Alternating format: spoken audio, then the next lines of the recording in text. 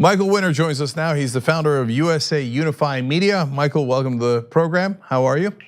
Hi, thanks for having me. No problem. So let's talk about what USA Unify Media is, because it's fascinating. It can really help progressives, but I want people to understand what it is.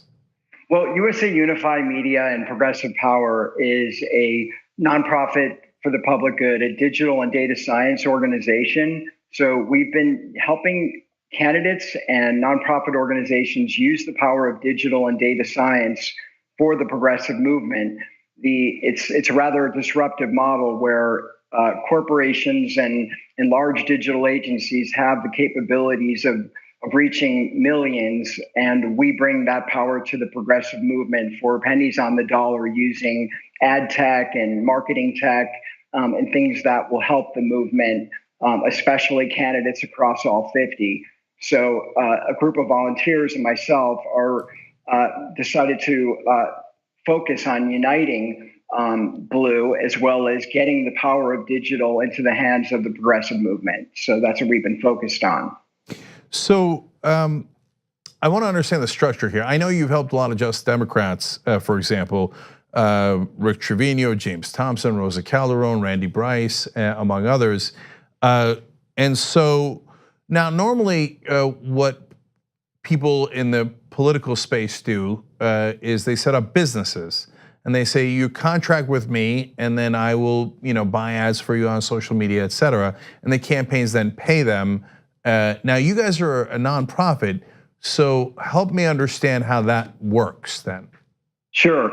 So we're a California corporation, a nonprofit corporation for the public good, which is a special California corporation. We have, first of all, we have the progressivedigitalfund.org, which is our own fundraising that goes towards political campaigns and important policies.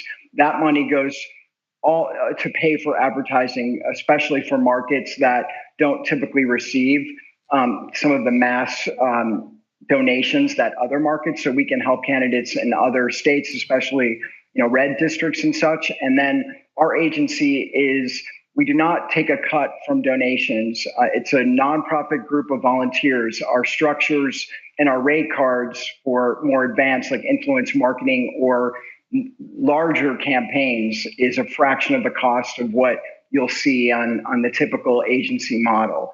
And that model is, let's just say, a profitable industry, right? The campaign business. So we try to bring that down to a new level of affordability.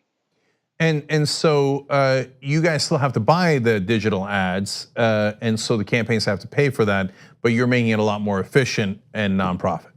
Okay, that's right. So we can get less than a penny per click. So a lot of campaigns, they're using Boost across social media or Reddit, and they're paying 10, 15 cents a click.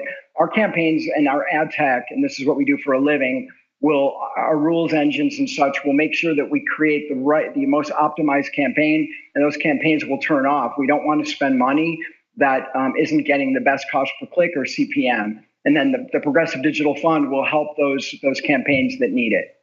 So, Michael, how do you get pennies on the dollar? How do you find those efficiencies in digital and social media?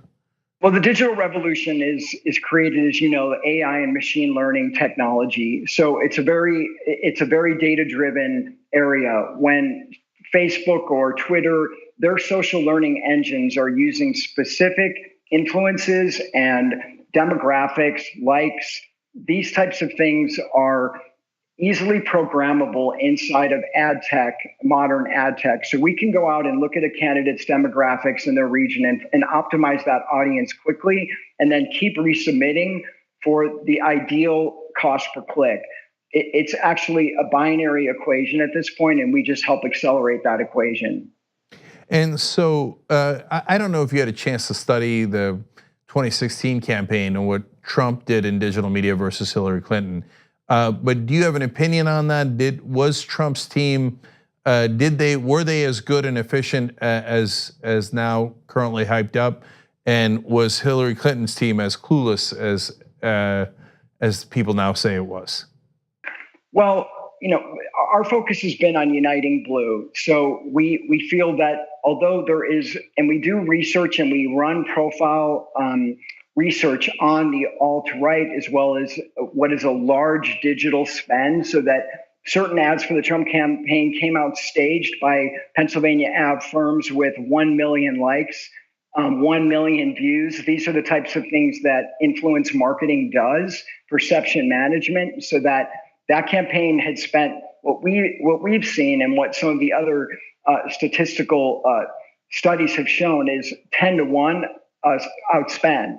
However, we have seen that those messages that go out towards policy, towards unified messaging, are extremely effective, and that the progressive movement and the Democratic Party can build on that in 2020, and we've seen it work in 2018. So hopefully that answered your question. So yeah, it was a couple of parts that I'm not sure I understood. Who was outspent 10 to 1? The Democrats have typically been outspent 10 to 1 from the Republican and the alt-right engine, which also comes from foreign money. So that although the Democrats spend money, a lot of that money, we believe, is part of margin, so that the Democratic Party pays a lot in consulting and high rate consulting, so that those dollars aren't really getting to the ads as much as they should.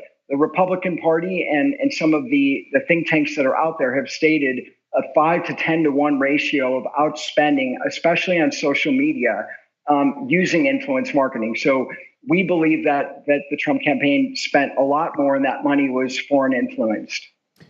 Yeah, so I'll tell you the part that really resonates with me is, and I've seen Democratic consultants, lobbyists, campaign managers, most importantly, say, oh, no, if I have 5% of my budget left, I'll spend it on digital. Or if I have anything left after I spend it all on TV, et cetera, I'll spend it on digital. And they brag about that. Whereas the Republican Party realizes how cost efficient it is and way outspends the Democrats online and gets a huge bang for their buck. And Michael, I'm worried that part of it is not that they don't realize that your way is more efficient and better, that they do it because it's not as efficient, that they do TV and other forms of advertising because they get a 15% cut. So that's what's hurting the Democratic Party most.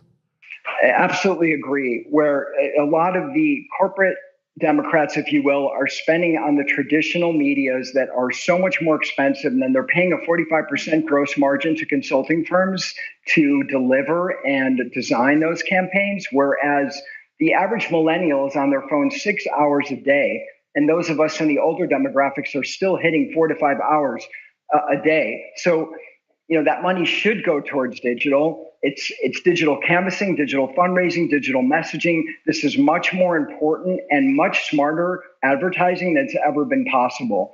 So we completely agree that a lot of the money going to the DCCC and other organizations are part of a profit margin business. And that's part of why we started this agency, is let's disrupt the model of the campaign business.